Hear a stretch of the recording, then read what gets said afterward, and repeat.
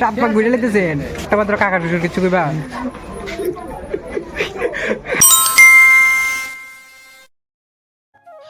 আমার ভাইয়ের মেয়ে অর্থাৎ আমার ভাতিজি ও রইল কালকে বিয়ে আর আজকে হইলো অধিবাস। আর তার জন্য আজকে আমি তারাবাড়িতে যাইলাম, গিয়ে দেখি এখানে কালী পুজো চলতেছে আর আজকে গায়ে হলুদও হইব। তার ওই যাই দেখি ওখানে গায়ে হলুদ শুরু হয়ে গেছে অনেকটা। আর যেহেতু আমি সারাদিন অনেক তারাবাড়িতে গেছি না, একবারও টাইমই পেয়েছি না, নানান কাজে ব্যস্ত আছিলাম, তাই ভাবলাম রাতে একটু যাই দেখি গায়ে হলুদ অলরেডি শুরু হয়ে গেছে। আর এতটুক ভিড় এখানে কি কমু, যার মতো গায়ে মানে হলদি লাগাইতেছে।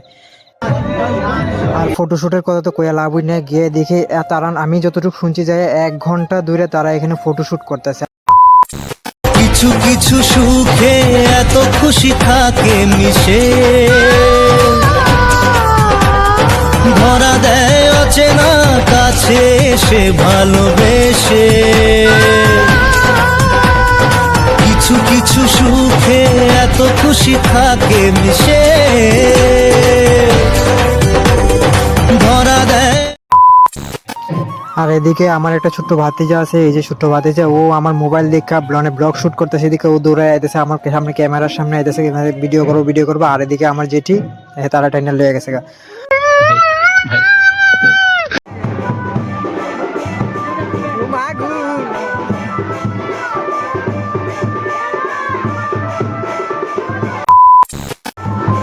কাকা শ্বশুর কি করে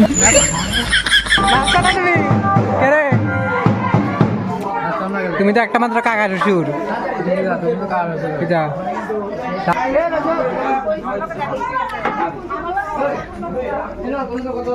মানে একটা কথা আছে, ঠিক আছে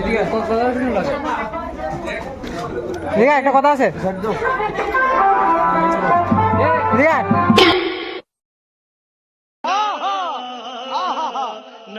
কি রাখার নেই দেখি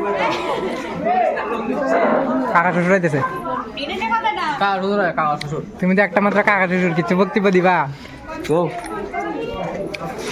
তুমি একটা মাত্র কাকা শ্বশুর, হ্যাঁ কি দিছে দি সাত পাক ঘুরে লেতেছেন। আচ্ছা শোনো, তুমি তো একটা মাত্র কাকা শ্বশুর, কিছু কইবা?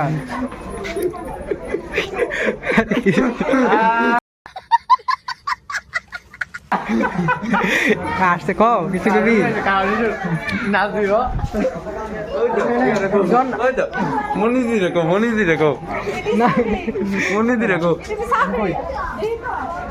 একজন দুইজন তিনজন, আমরা তিনজন হইলো কাকা শ্বশুর, আমি হইলে সবাই বড়। আর